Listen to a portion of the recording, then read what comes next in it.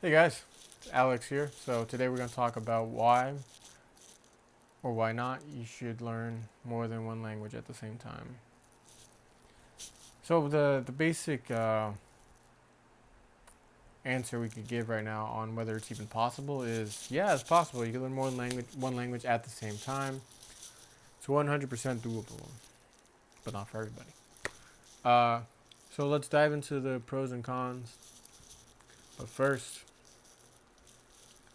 if you watch my videos and you get value out of them, please share them. I'd like the views to go up. And if you're feeling giddy, like, comment, subscribe. Now back into the main stuff.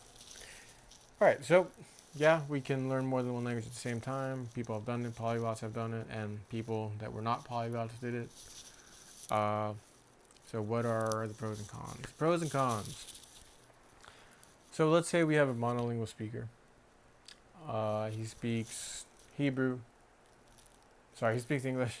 Wants to learn Hebrew, and after about a month of learning Hebrew, maybe 2 months, he wants to learn Norwegian for whatever reason. At the present, his Hebrew is at a very basic level, right? It's only been 2 months, and we know language learning takes a while, or it can take a while. And now he's throwing in Norwegian. What's going to happen? Or what could happen? Well, here's the thing. He is going through the language learning process for the first time, right? And we don't even know if he's having easy time or a hard time with Hebrew. But nonetheless, wants to toss in Norwegian. So pretty much the work he has to do is going to double. And that is not in itself a bad thing, but it is an extra challenge for someone who's inexperienced, right? Now, for someone who's learning a new language for the first time, and you throw in a new language, I've seen a few things happen. One, where you just can't keep up. Two, you don't know how to allocate the times, how to split the times apart, basically how to organize your languages. That's a few things I've seen, right? Uh, they also get overwhelmed at times, they're like, damn, how do you store all that info, right? And every once in a while, maybe not even every once in a while, but we'll just say sometimes, I'll see people that mix the languages up for whatever reason, whether they be related or not.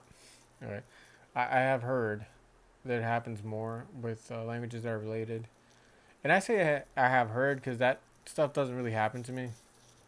Mostly because I filter things a lot when I speak a different language. Anyways, I probably should make a video about that.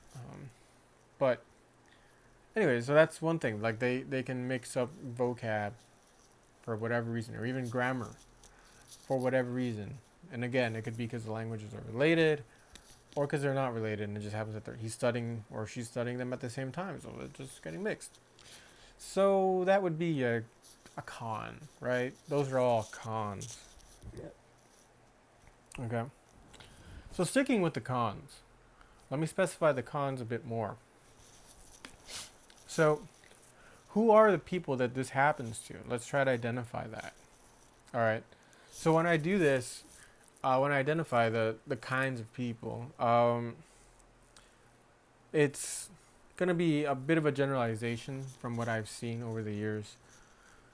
Okay. And again, just make clear, it is possible to learn more than one language at the same time. Just the overall generalization I've seen in my experience over the years. Now, I would say that about 70% of people that try to learn more than one language at the same time go through this if they have never learned the language before, right? That's the key part. If they're monolingual and they have never learned a new language before. All right. That would be the key part to hone in on. They've never learned the language before. Okay. So that's the cons of what could happen. So let's dive into a scenario where the outcome is a bit different. Let's say you're still monolingual, okay? So you speak English still, you want to learn Hebrew, after Hebrew you want to learn Norwegian. You come to me and I tell you, dude, sounds like a great plan. Learn Hebrew first for a while until you get to about a conversational level, maybe like a low fluency. All right, fluency is a spectrum. I could make a video on that later, but for now, just know it's a spectrum. But you're going to be on a lower spectrum. Learn Hebrew up to like a lower fluency, and then do Norwegian. Let's say you follow that advice. You've learned Hebrew. You're pretty conversational. You can talk about most things, no problem, and be understood. Basically, no problem. And then you're like, all right, man, ready to start Norwegian. Great. What's the difference now? The key difference is you already know how to learn a new language. You've been through the language learning process. The language learning process is the important process to learn. It's the part that makes language learning easier over time. And it becomes easier every time you learn a new language, okay? That's how polyglots are good. In short, we do other things, but in short, that's why we're good as polyglots, because we're good at the language learning process of learning a language. Now, he's learned Hebrew and he goes into Norwegian. He's going to have a much easier time learning Norwegian. I feel like I didn't pronounce it properly. Anyways, he's going to have a much easier time. And the chances of him being more successful rise, all right? He's more likely to be successful now. How much successful? Probably like 90% more successful, all right? That's great. Okay. One more scenario. The person that's never learned a language before but wants to learn two languages at the same time. Can he do it? We covered it, yes. And while in my experience it seems that his chances of succeeding are lower, he can still do it. At the end of the day, it's if you really want it and if the passion is there and you're doing it consistently, you'll get there. The only thing to note is it might take him a bit longer to get to a fluency level if he's doing both at the same time than if he just did one. But that's okay. And that's a scenario that can happen, right? Obviously, the pros is you are able to do it and you get to a great level in both languages, right? But the people that I see that usually end up doing multiple languages at the same time, like 2 or maybe 3 or whatever, are polyglots. And they're more successful at it. Why? Because they've been through the language learning process. They know how to work with languages. They know what's up. And yeah, that's essentially the pros, the cons on how to do these things. Or, I mean, not how to do things, but what to keep in mind, I'm not trying to scare you away from learning 2 languages at the same time if you really, really, really, really want to, because it is possible. It's just that on average, I've seen that people have had a harder time pulling it off.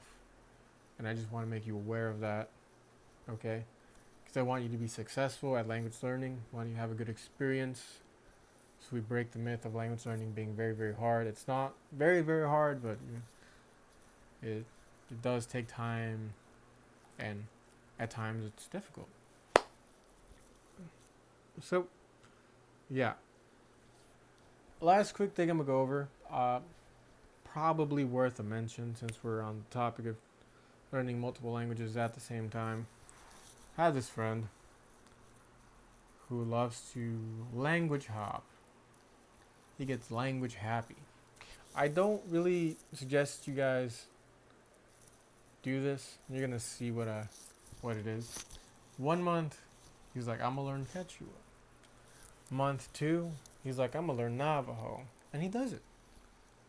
At month 3, he's like, I'm gonna learn Mongolian. Month 4, Korean. So within 4 months, he's tackled 4 languages. Reached a high level in 0 languages. Um, I would just, I'm bringing this up just so you're aware. Be careful not to get language happy too fast, or language hopping too fast, you know, because I know you get this excitement, right? And it's good. You should have an excitement, but use that excitement to get good at a language. If you're just hopping around, you never get good. In my opinion, it's not really worth it to do that. If you differ in opinion, okay, fine, do it. It's not a problem. But I think if you're trying to make the most of your time and be efficient with your time, that you should definitely avoid it. But if you feel the other way, and if you feel that is a good use of your time, then okay, fine, do it. There's no problem. Anyways, that's it for now. If you have any comments or questions, let me know. See you guys next time.